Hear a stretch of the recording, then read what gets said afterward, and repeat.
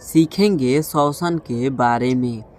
पिछले अध्याय में हम जान चुके हैं कि जीवन संबंधी क्रियाओं से सुचारू रूप से संचालन के लिए शरीर को आवश्यक ऊर्जा की पूर्ति पोषण के द्वारा होती है।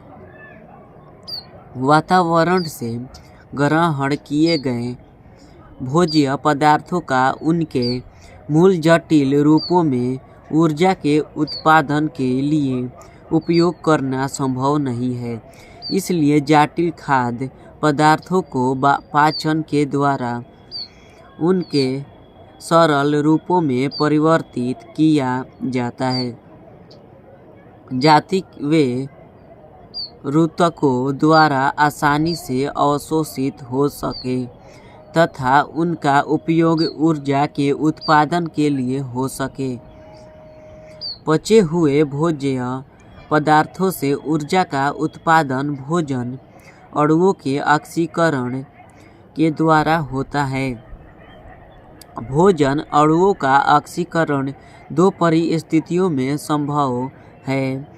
पहला, ऑक्सीजन की अनुपस्थिति में, जिसे आवश्यक अवयवी, तथा दूसरा, ऑक्सीजन की उपस्थिति में, जिसे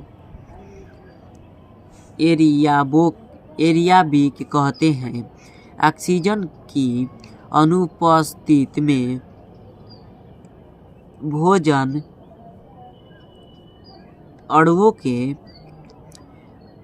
ऑक्सीकरण से मुक्त होने वाली ऊर्जा की अधिक से अधिक मात्रा में मुक्त हो, इसके लिए उनका ऑक्सीकरण ऑक्सीजन की उपस्थिति में होना अनिवार्य है। अतः शरीर को पोषण के साथ साथ ऑक्सीजन की भी आवश्यकता होती है।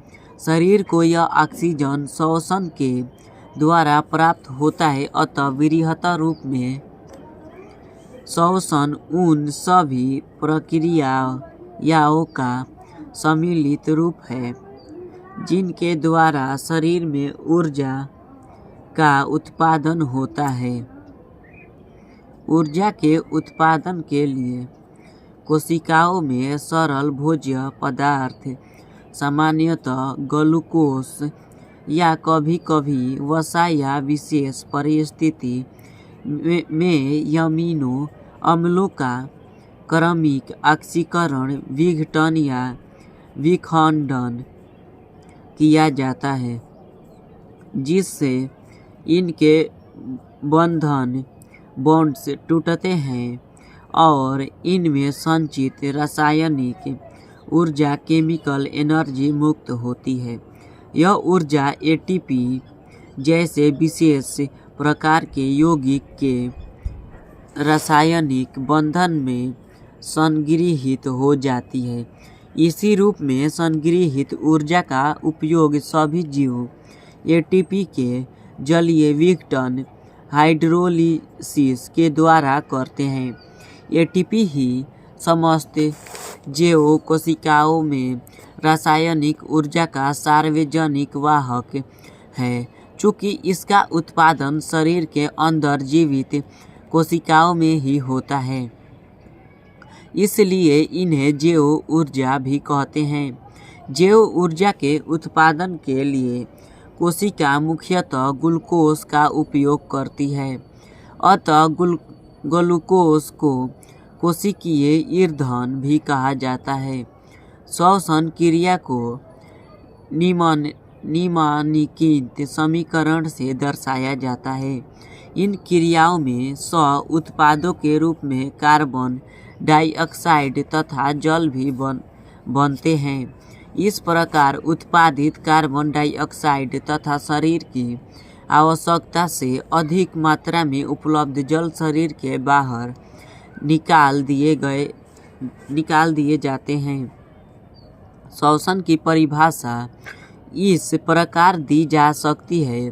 श्वसन वैसी क्रियाओं के सम्मिलित रूप को कहते हैं जिसमें बाहरी वातावरण से ऑक्सीजन ग्रहण कर शरीर की कोशिकाओं में पहुंचाया जाता है, जहां इसका उपयोग कोशिकीय ईंधन ग्लूकोज का ऑक्सीकरण कई चरणों में विशिष्ट एंजाइमों की उपस्थिति में करके जैव ऊर्जा एटीपी का उत्पादन किया जाता है तथा इस क्रिया से उत्पन्न कार्बन डाइऑक्साइड को फिर कोशिकाओं से शरीर के बाहर निकाल दिया जाता है। श्वसन की क्रिया में ग्लूकोज अणुओं का ऑक्सीकरण कोशिकाओं में होता है, इसलिए इसे कोशिकीय श्वसन कहते हैं। संपूर्ण कोशिकीय श्वसन को दो अवस्थाओं अवायवीय श्वसन तथा दूसरा वायवीय श्वसन में विभाजित किया जाता है। अवायवीय श्वसन यह श्वसन का प्रथम चरण है, जिसके अंतर्गत ग्लूकोज 6 कार्बन वाले अणु का आंशिक विखंडन ऑक्सीजन की अनुपस्थिति में होता है।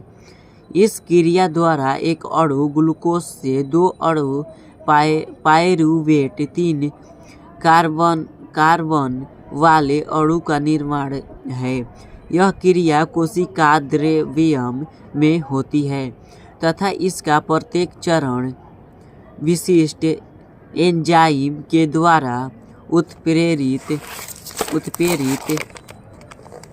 होता है। इस प्रक्रिया में चूंकि ग्लूकोज अणु का आंशिक विखंडन होता है, अतः उसमें निहित ऊर्जा का बहुत छोटा भाग ही मुक्त हो जाता है। शेष ऊर्जा पाइरूवेट के बंधनों में ही संचित रह जाती है। पाइरूवेट के आगे की स्थिति निम्नलिखित 3 प्रकार की हो सकती है। क पाइरूवेट ऑक्सीजन की अनुपस्थिति में इथेनॉल एवं कार्बन डाइऑक्साइड में परिवर्तित हो जाता है। यह क्रिया किण्वन फर्मेंटेशन कहलाती है, जो ईस्ट में होता है।